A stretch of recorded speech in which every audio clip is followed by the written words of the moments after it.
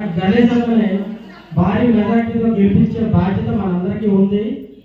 దయచేసి మీరందరూ మీ పక్క వాళ్ళకి అందరికీ కూడా కమ్యూనికేట్ చేసుకొని, అంటే మన జగనన్న ఇన్ని సంక్షేమ పథకాలు ఇస్తున్నారు, పెన్షన్లు ఇస్తున్నారు, వాలంటీర్ల ద్వారా ఇంటికి వచ్చి మరీ ఇస్తున్నారు. ఏం చేశారంటే వాలంటీర్లు అనే వాళ్ళు ఉండకూడదు, వాళ్ళని పక్కదా పెట్టించాలని వాళ్ళని పక్కకు పెట్టేశారు. ఫస్ట్ మంత్ అయితే వాళ్ళు కోర్టుకి వేశారు. కోర్టుకి వాలంటీర్లు ఎవరో పెన్షన్లు ఇంటింటికి వెళ్ళి ఇవ్వకూడదని చంద్రబాబు టీడీపీ ఏదైతే ఉందో వాళ్ళు కోర్టుకి వేశారు. కోర్టుకి అయితే సచివాలయాల్లో కూడా కాకుండా బ్యాంకుల్లో నిమ్మగడ్డ, ఇది వరకు పంచాయతీ ఎలక్షన్లో మనకి నిమ్మగడ్డ సురేష్ కుమార్ అని ఆయన చాలా పక్క టీడీపీకి సపోర్ట్ చేసి ఆయన ఐఏఎస్ ముందుగా సభకు చేసినటువంటి అక్కచెల్లెమ్మలందరికీ పేరు పేరున హృదయపూర్వక ధన్యవాదాలు తెలియజేస్తున్నాను. మీ అందరూ నా ఆహ్వానాన్ని మన్నించి విచ్చేసినందుకు మరొక్కసారి పేరు పేరున హృదయపూర్వక ధన్యవాదాలు తెలియజేస్తున్నాను. అలాగే వేదిక పైన ఉన్నటువంటి నా తోటి సహచరులు, మన సర్పంచ్ చిన్నపాయకి, ఎంపీటీసీ అప్పలనాయుడు గారు, అలాగే సీనియర్ నాయకులు ప్రస్తుత వైస్ సర్పంచ్ సత్యబాబు గారికి, మన చీడుగుమ్మల వైఎస్ఆర్ కాంగ్రెస్ పార్టీ అధ్యక్షులు గండి శ్రీని గారికి, అలాగే పెద్దలు అప్పలనాయుడు అన్నయ్య గారికి, అలాగే మరి సచివాలయ ఇన్ఛార్జ్ శ్రీను, ఇంకా మరి కోఆపరేటివ్ ప్రెసిడెంట్ ఇంకా రావాల్సి ఉంది. అలాగే ఈ కార్యక్రమానికి మరి నిన్నటి నుంచి సహకరించినటువంటి వాలంటీర్లకు, ఇంకా ఇతర పెద్దలకు అందరికీ మరొకసారి ధన్యవాదాలు తెలియజేస్తున్నాను. ఇవాళ ఈ సమావేశం ఉద్దేశం ఆల్రెడీ మీకు అర్థమయ్యే ఉంటుంది. కరెక్ట్గా ఒక 5 ఏళ్ల కిందట ఇలాగే కూర్చున్నాం, అందరివి ఇక్కడే కూర్చున్నాం. చాలామంది గుర్తుండి ఉండొచ్చు. మరి ఆ వాళ్ళు ఏంటంటే ఒక నమ్మకం, జగనన్న ఇలా చేస్తానంటున్నాడు, చూద్దాం చేస్తాడేమో చూద్దాం అనే ఒక నమ్మకం. గణేష్ అన్న మంచోడు, ఈయనకు ఒక అవకాశం ఇద్దాం అనే ఒక నమ్మకం ఆ వాళ్ళకి. ఇవాళ ఒక 5 ఏళ్ల కాలంలో వారిద్దరి యొక్క పనితీరు చూసాం, వాళ్ళిద్దరు పరిపాలన ఎలా ఉందో చూసాం. అది చూసుకోవడానికి ముందు వీళ్ళ మంచి గురించి, మోసాల గురించి కూడా ఒక్కసారి గుర్తు చేయాలనుకుంటున్నాను. నుంచి 19 వరకు 14 ఎలక్షన్లకు ముందు జగన్మోహన్ రెడ్డి గారు ఏ రకమైన మేనిఫెస్టో విడుదల చేశారో అదే రకంగా చంద్రబాబు నాయుడు గారు కూడా ఒక మేనిఫెస్టో విడుదల చేశారు. ఏమనంటే, నేను అధికారంలోకి వస్తే రైతులందరికీ ఎంతైతే బ్యాంకుల్లో రుణాలు ఉన్నాయో వాటన్నింటినీ బేషరతుగా మాఫీ చేస్తాను అనే ఒక వాగ్దానం, ప్రధానమైన వాగ్దానాలు. రెండవది, డ్వాక్రా అక్క చెల్లెమ్మలు ఎవరైతే ఉన్నారో వాళ్ళెవ్వరూ ఆందోళన చెందకండి, మీ బ్యాంకులో ఉన్నటువంటి రుణాలు మొత్తం నేను వస్తే మాఫీ చేస్తాను, చంద్రన్నను నమ్మండి, నేను మారాను అని ఒకటి. అలాగే మీ బ్యాంకుల్లో ఉన్న బంగారాలు ఏమైనా ఉంటే వాటిని విడిపించి ఇచ్చే బాధ్యత నాది, మీరు ఆందోళన పడకండి అనేది మహిళలను ఉద్దేశించి, రైతులను ఉద్దేశించి 2 వాగ్దానాలు చేశారు. ఇకపోతే యువతని, చదువుకున్నటువంటి యువతని ఉద్దేశించి, బాబు వస్తే జాబ్ వస్తుంది కాబట్టి బాబుని అధికారంలోకి తెండి, మీ అందరికీ ఉద్యోగాలు ఇస్తాను చదువుకున్న కుర్రాళ్ళందరికీ అని చెప్పి, ఒకవేళ ఉద్యోగం రాని కుర్రవాడు ఎవరైనా ఉంటే నెలకి 2,000 రూపాయలు నిరుద్యోగ వృత్తి ఇస్తాను. ఎప్పుడైతే ఈ ప్రధానమైన ఎవరు, రైతు, మహిళలు, యువకులు, ఎప్పుడైతే ఈ 3 వాగ్దానాలు చేశారో నమ్మారు ప్రజలు నమ్మి ఆయనకి అధికారం ఇచ్చారు. అదే టైంలో జగన్మోహన్ రెడ్డి గారికి కూడా కొంతమంది పెద్దలు సలహా ఇచ్చారట. ఏమనంటే, ఆయన అంతంత వాగ్దానాలు చేస్తున్నారు కదా, తర్వాత చేస్తామో మాంతామో, గెలవాలి అంటే ముందు మనం కూడా ఏమో చెప్పాలి అని అంటే జగన్మోహన్ రెడ్డి గారు ఒకటే మాట్లాడారు, చెయ్యలేని పనులు చెప్పి ప్రజలను మోసం చేసి చరిత్రహీనుడిగా మిగిలిపోవడం కంటే అధికారం లేకపోయినా పర్వాలేదు, నాకు ముఖ్యమంత్రి పదవి రాకపోయినా పర్వాలేదు, నేను చేయలేని వాగ్దానాలు నేను చెయ్యలేను, నేను అబద్ధాలలో చంద్రబాబు నాయుడుతో పోటీ పడలేను, మంచితనంతో పోటీ పడగలను కానీ అబద్ధాలు చెప్పి ఆయనతో పోటీ పడి ఎక్కువ అబద్ధాలు చెప్పాలని నేను అనుకోవట్లేదు, అధికారులు రాకపోతే వాగ్దానాలు చెప్పి మోసం చేయలేని ప్రజలు అని చెప్పేసి అంటే చంద్రబాబు నాయుడు గారు చెప్పినటువంటి మాటలన్నింటినీ నమ్మి 2014 నుంచి 19 వరకు ఈ రాష్ట్ర ప్రజలు అధికారాన్ని కట్టబెడితే ఒక్కసారి మీరే చెప్పండి అమ్మా, రైతు రుణమాఫీ చాలా మంది ఇక్కడ ఉన్న వాళ్ళందరినీ రైతు కుటుంబాలే. రైతు రుణమాఫీ అన్నారు, చేశారా చంద్రబాబు నాయుడు గారు? అవలేదు.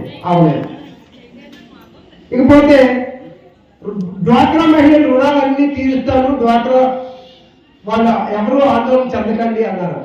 ఏ గ్రూపు రుణమైనా పూర్తిగా చెల్లించారమ్మా? పూర్తిగా రుణమాఫీ అయిందా? వాళ్ళ 10,000 ఇచ్చారు. ఆ 10,000 ఎలా ఇచ్చారు? 4,000, 3,000 ఒకసారి, 3,000 ఒకసారి, 4,000 ఒకసారి, అంతే కదా? గుర్తుంది, నీకు కూడా గుర్తుంది. మరి అది మోసమా కాదా అమ్మా? మోసమా కాదా? ఈ లోపు మీకు బ్యాంకుల నుంచి వచ్చాయి, ఏంటొచ్చాయి బ్యాంకుల నుంచి? నోటీసులు వచ్చేది. నోటీసులు వచ్చి మీరు గ్రూప్ రద్దు చేసేస్తాం మీరు రుణాలు కట్టకపోతే. గ్రూపులు సక్రమంగా నడుపుకోలేనటువంటి స్థితికి తీసుకొచ్చారు చంద్రబాబు నాయుడు గారు. రావాలా అయిపోయింది కదా, ఆయన చెప్పిన వాగ్దానాలు చేయలేకపోయారు కాబట్టి 2019లో జగన్మోహన్ రెడ్డి గారు నవరత్నాలు 9 నవరత్నాలు అనే పేరుతోటి ఈ రాష్ట్ర ప్రజలకి ఇవి చేయగలను నేను అని వచ్చారు. దాన్ని ప్రజలు నమ్మారు. చంద్రబాబు నాయుడు ఒకసారి చూసేసాం, ఆయన అబద్ధాలతో మోసం చేశాడు కాబట్టి ఈసారి జగన్ని చూద్దాం అని చెప్పేసి జగన్ని నమ్మారు.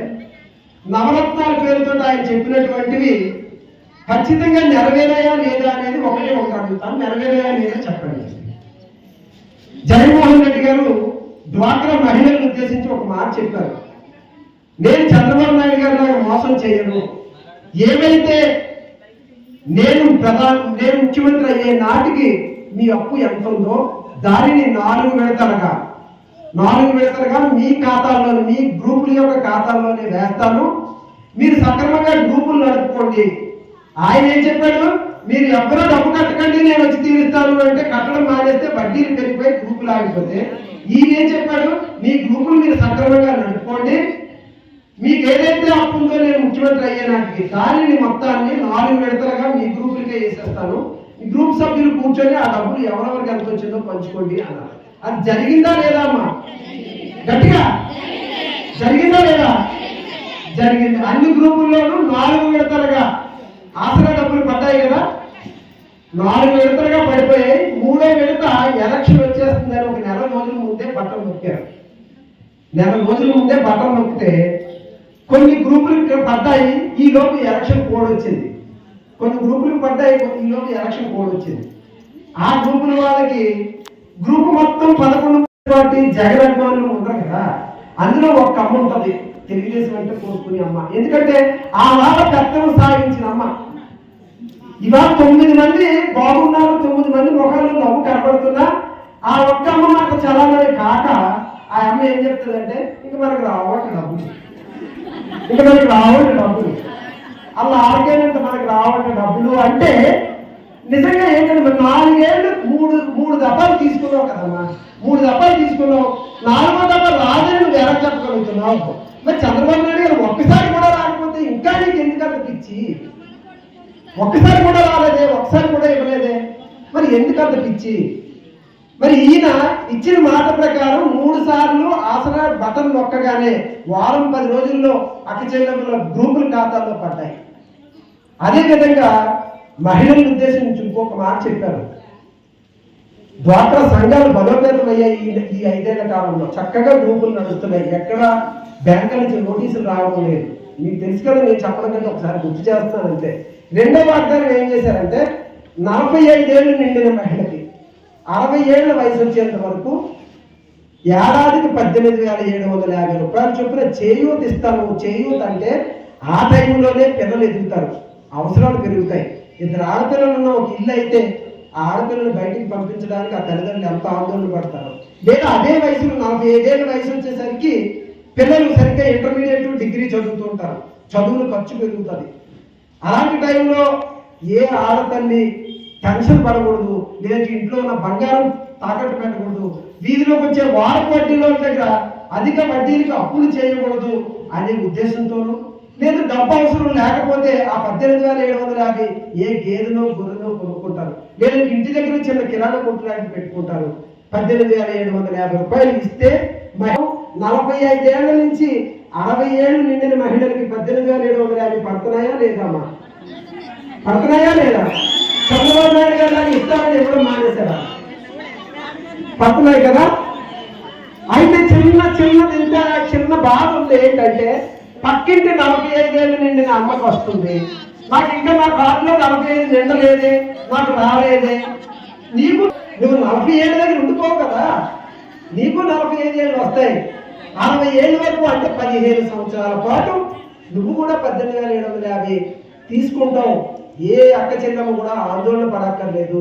జగనన్న అధికారంలో ఉన్న నాళ్ళు 45 ఏళ్ళు నిండిన ప్రతి అక్కకి చెల్లెమ్మకి కూడా 18,750 ప్రతి ఏడాది 60 ఏళ్ళు నిండేంత వరకు వస్తూనే ఉంటాయి. అది ఇంకా పెంచినా ఆశ్చర్యపోక్కర్లేదు జగన్మోహన్ రెడ్డి గారు.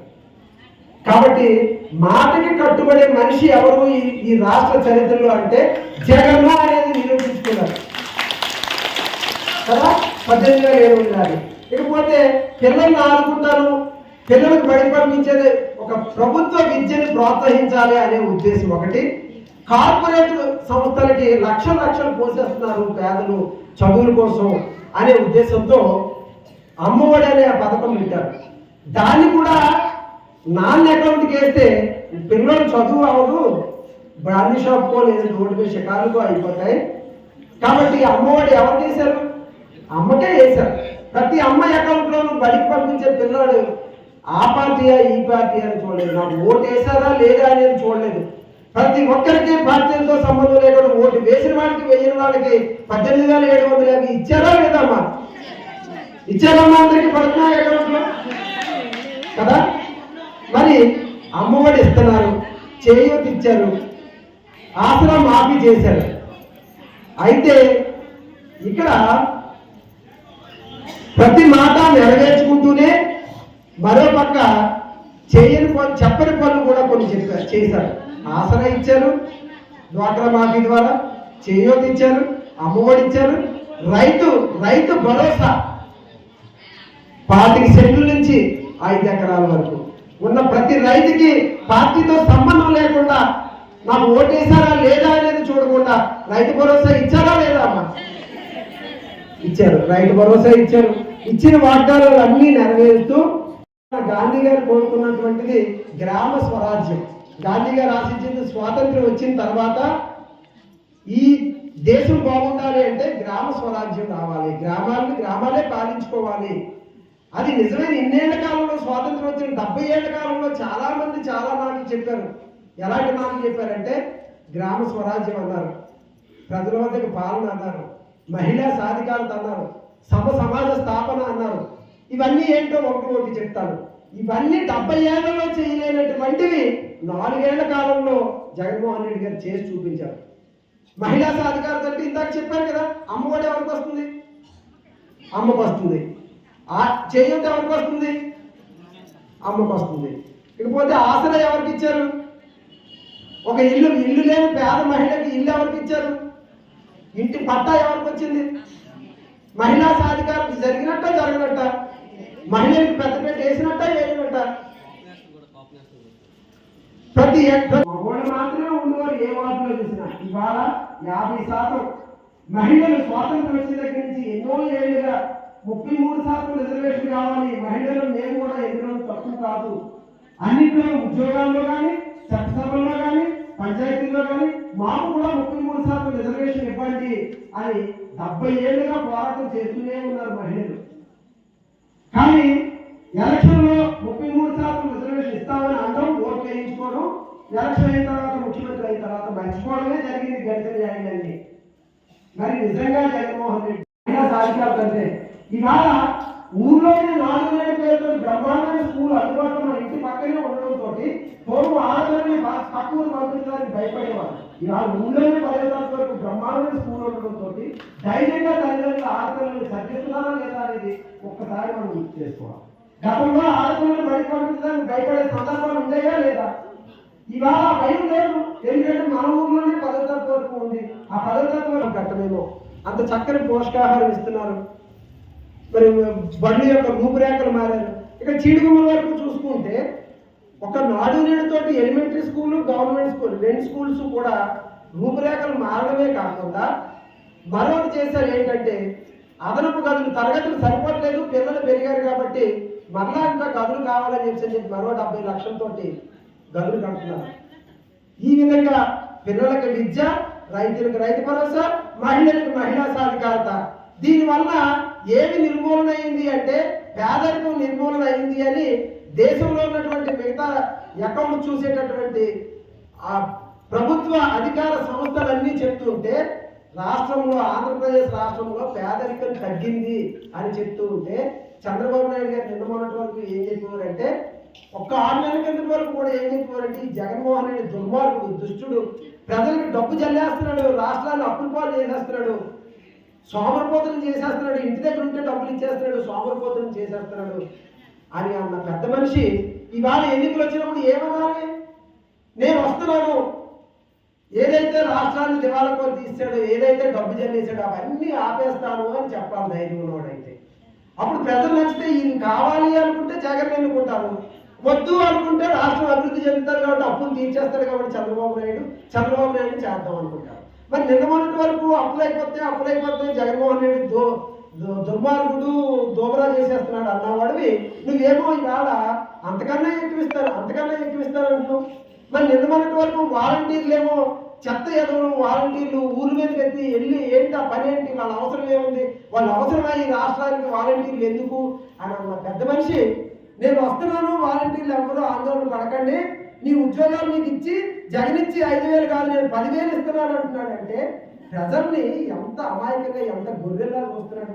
అంటే నేను ఏది చెప్తే అది నమ్ముతాను, ప్రజలు ఇంకా గొర్రెల్లాగే ఉన్నారు అనుకుంటున్నారు. ఆయన 40 ఏళ్ల కిందట రాజకీయాలు మొదలెట్టేటప్పుడు అలా ఉంటుండొచ్చేమో అమాయకంగా ప్రజలు.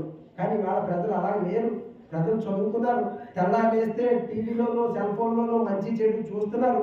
ఎవరి మాట నమ్మదగ్గది, ఎవరి మాట ఇంక ఇవి ఎవరు నమ్మేలా లేరు అని జగన్ మీద బురద జల్లే కార్యక్రమం ఏంటంటే ఈ మధ్యన ఎప్పుడో 100 ఏళ్ల కిందట భూములు సర్వే చేయాలి. బ్రిటిష్ వాళ్ళు సర్వే చేసిన భూముల్ని, ఆ భూములు గట్లు అడుగు అనడుగు మారిపోవడము, లేదంటే మా తాత నాకు ఎకరాలు ఇస్తే ఎకరా 20 సెంట్లే ఉంది అని ఆఫీసు చుట్టూ చెప్పులు అడిగేలా తిరగడము, లేదు అనుకుంటే కోర్టులకు వెళ్ళడము, కుటుంబాల మధ్యన అన్నదమ్ముల మధ్యన తగులు పెరిగిపోవడము, ఇలాంటివి జరుగుతున్నాయి. వీటికి శాశ్వతమైన పరిష్కారం చూపించాలి. పేదవాడు అనేవాడు కోర్టు చుట్టూ తిరుగుతూ సమయాన్ని వృధా చేసుకోకూడదు అనే ఉద్దేశంతో జగన్మోహన్ రెడ్డి గారు భూ సర్వే పద్ధతి పెడితే, సర్వేలను పెట్టి సచివాలయంలోనే సర్వేని నియమించి భూ సర్వే చేయిస్తే ఇప్పుడు ఏమంటాడంటే ఆ భూములు సర్వే చేస్తున్నాడు, జగన్మోహన్ రెడ్డి లాగేసుకుంటాడు అంటాడు. జగన్మోహన్ రెడ్డి భూముల దగ్గర ఒక ఆయన భూములు పంచుతున్నాడు. ఆయన భూములు పంచుతున్న మన మండలంలోనే 60 ఎకరాలు అంటే పోడు భూములు చేసుకునే వాళ్ళకి గతంలో పట్టాలు ఇచ్చిన దాఖలాలు ఎక్కడా లేవు. జగన్మోహన్ రెడ్డి ఇచ్చాడు కొన్ని 100 ఎకరాలకి. బొలిగొండ మండలంలోనే కొండపోలు చేసుకునే వాళ్ళకి ఎస్సీలకి ఎస్టీలకి పట్టాలు ఇచ్చాడు. బీసీలకు కూడా ఇస్తాడు రేపు రాబోయే కాలంలో. గతంలో ఎప్పుడైనా పోడు భూములు చేసే వాళ్ళని అడుగుతున్నారు, ఎవరైనా కొండపోలు ఉన్నవాళ్ళు మన పక్కన ఉన్న ఎస్సీఓ పట్టాలు పొందారా లేదా ఆలోచించండి. ఇంతవరకు ఏ నాయకుడైనా ఇవ్వగలిగాడా ఆలోచించండి. మరి ఎస్సీలకి ఎస్టీలకి ఇచ్చిన వాడు రేపు బీసీలకు మాత్రం ఇవ్వడా, పెట్టగలిగినోడు పెట్టడా అని ఆలోచించండి. అంతే తప్పించి ఈ చంద్రబాబు నాయుడు మాయ మాటల్లో పడకండి. అదే దానికి ఆయన తానా అంటే ఇక్కడ తందానా అంటూ అయ్యనపాత్ర గారి పుస్తకాలు చూపించి మరి చెప్తూ ఉంటారు. ఇదిగో చూడండి, జగన్ బొమ్మ వేసేసుకున్నాడు, జగన్ తీసేసుకుంటాడు భూములు. జగన్ ఎందుకు తీసేసుకుంటాడు భూములు?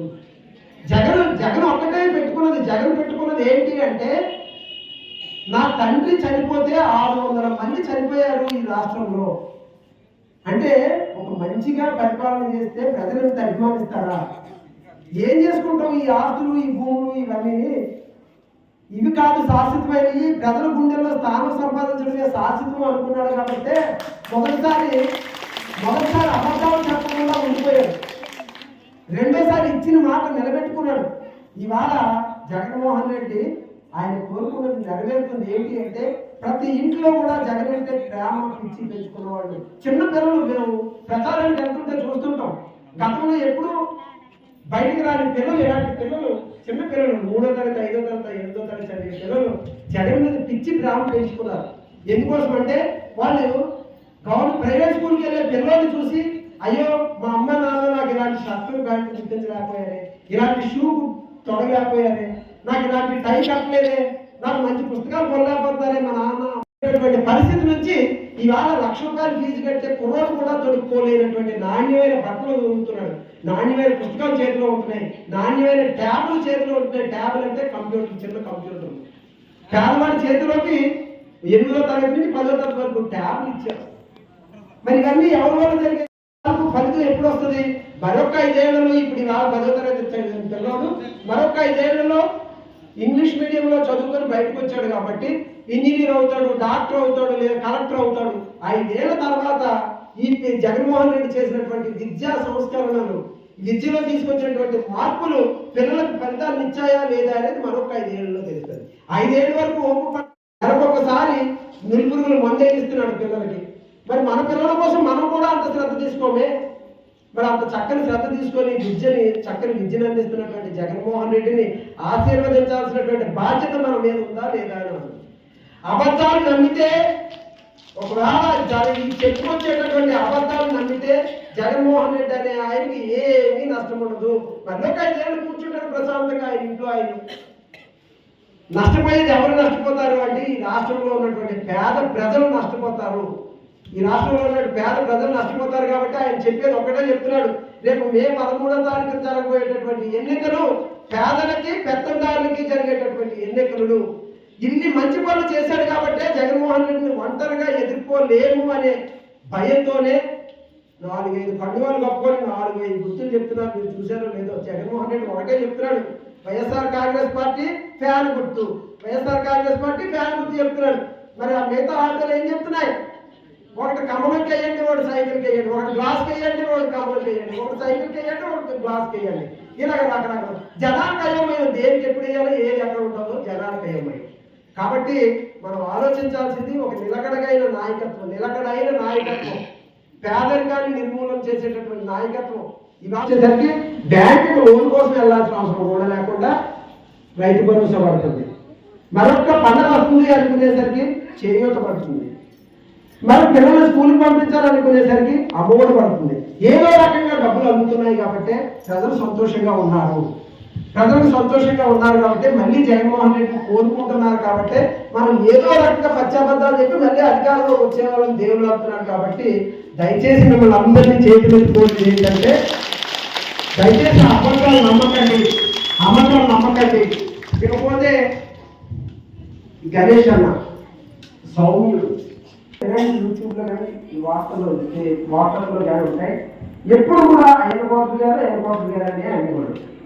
నువ్వు ఓడిపితే మాట్లాడితే అలాంటి నా కొడక, ఇలాంటి నా కొడక, ఆ కొడక, ఈ కొడక అంటుంటే ఎన్నాళ్ళు ఎవరైనా ఓడిపడతారు చెప్పండి. మీరు 40 ఏళ్ళు అధికారం చేశారు. మిమ్మల్ని చూసి నారాయణ వాళ్ళు ఏం నేర్చుకోవాలి? ఈ స్థాయికి ఎదగాలంటే ఇంత చక్కగా మాట్లాడాలి అనేది నేర్చుకోవాలి. కానీ ఇంత బాగా బూతులు తిరిగితే నేను కూడా మంచి అవుతున్నాను అనుకోవాలా? మరి ఆ మాట తీరిక వాళ్ళ అబ్బాయి ఎట్లాగంటే బెదిరిస్తాడు, చొక్కలు చేస్తాం, తోలు చేస్తాం, మీ సంగతి చేస్తాం, మేము వస్తున్నాం, మీకు 4 ఏళ్ల కాలంలో అభివృద్ధి జరిగింది అని మీరు అందరూ భావిస్తే నా గౌరవం నిలబెట్టండి. లేదు ఈ దుర్మార్గుడు ఊరు పరువు తీసాడు, దొరికినాడు దగ్గర లంచాలు తీసుకున్నాడు అని మీరు భావిస్తే నన్ను గౌరవించకపోయినా పర్వాలేదు. నేను నిజాయితీగా చెప్తున్నాను, ఇన్ని పథకాలు నేరుగా అందాయి. ఏ ఒక్కరి దగ్గరైనా ₹1 ఆశించాను ఆయన, నేను కానీ నా వెనకాల ఉన్నటువంటి పెద్దలు కానీ ₹1 ఆశించాను. మరి ఈ టైంలో 5 ఏళ్ల కాలం మీ తాలూకు పనులకి ₹1 ఆశించకుండా సేవ చేశాం. ఇవాళ ఓటు అనే కూలి అడుగుతున్నాం. జగన్మోహన్ రెడ్డి ఏది చెప్తే అది పూజ తప్పకుండా చేస్తాం. ఎవరిని ఇబ్బంది పెట్టకండి. పార్టీని చూసి వివక్షతోటి వాళ్ళకపోతే వేరకపోతే అనకండి, అందరికీ ఇబ్బంది అన్నారు. అదే చేసాం. కాబట్టి ఆయన ఏది చెప్తే అది చేస్తాం. ఆయన ఏ పథకం ఇస్తే ఆ పథకాన్ని ₹1 లంచం ఇవ్వాల్సినటువంటి అవసరం లేకుండా మీకు అందజేస్తాం. ఆ మాట ఇవ్వగలను. జిల్లా పరిషత్కి వెళ్ళిన ప్రతి మీటింగ్లోనూ నేను అడిగేవాడిని, మాకు పిహెచ్సి కావాలి, పిహెచ్సి వచ్చింది. ఎమ్మెల్యే గారి సహకారంతో పిహెచ్సి వచ్చింది. పిహెచ్సి రావడం ఒక ఎత్తు అయితే మనకి స్టాఫ్లు ఇచ్చారు. రాష్ట్రం మొత్తం మీద 80 పిహెచ్సీలు ఇచ్చారు జగన్మోహన్ రెడ్డి గారు. అందులో మన గణేష్ అన్న ప్రయత్నంతో చిలుగమ్మలకు ఒకటి వచ్చింది, నర్సీపట్నంకు ఒకటి వచ్చింది, బలిగట్టకు ఒకటి వచ్చింది. ఈ మూడింటిలోనూ మందు ఒకటి. మిగతా వాటికి ఇంకా డాక్టర్లు రాకపోయినా ఇక్కడికి డాక్టర్లు వచ్చారు అంటే నేను వెళ్ళి ప్రతి మీటింగ్లోనూ మాకు డాక్టర్లు ఇచ్చేయండి, మాకు బిల్డింగ్ ఉంది ఖాళీగా, మా సచివాలయంలో ఆఫీస్ మార్చుకున్నాం, బిల్డింగ్ ఖాళీగా ఉంది కాబట్టి మాకు ఇచ్చేయండి అని చెప్పంటే స్టాఫ్లు కూడా ఇచ్చారు. ఆల్రెడీ 6 నెలల నుంచి వాళ్ళు ఉద్యోగాలు చేస్తున్నారు ఇక్కడ. కాబట్టి హాస్పిటల్ బిల్డింగ్లు పూర్తవ్వడానికి 2,60,00,000 ప్రభుత్వం శాంక్షన్ చేసింది. 2,60,00,000 చీడుగుమ్మ హాస్పిటల్ కట్టుకోవడం కోసం శాంక్షన్ 13వ తారీఖున జరగబోయేటటువంటి ఎన్నికల్లో మీరందరూ ఒక్కటే గుర్తుంచుకొని 4-5 గుర్తులు లేవు, 4-5 పండుగలు లేవు, 4-5 జెండాలు లేవు. జగన్మోహన్ రెడ్డి జెండా ఎజెండా ఒక్కటే. ఆయన ఒకటే ప్రజల నవ్వు, ప్రజల మొహాల్లో చిరునవ్వు, ప్రజల గుండెల్లో స్థానం ఆయన ఎజెండా. ఆయన జెండా ఒక్కటే, వైఎస్ఆర్ కాంగ్రెస్ పార్టీ జెండా. ఆయన గుర్తు ఒక్కటే, ఫ్యాన్ గుర్తు. 2 ఓట్లు ఇస్తారు, 2 ఓట్లు ఫ్యాన్కే వేయాలి.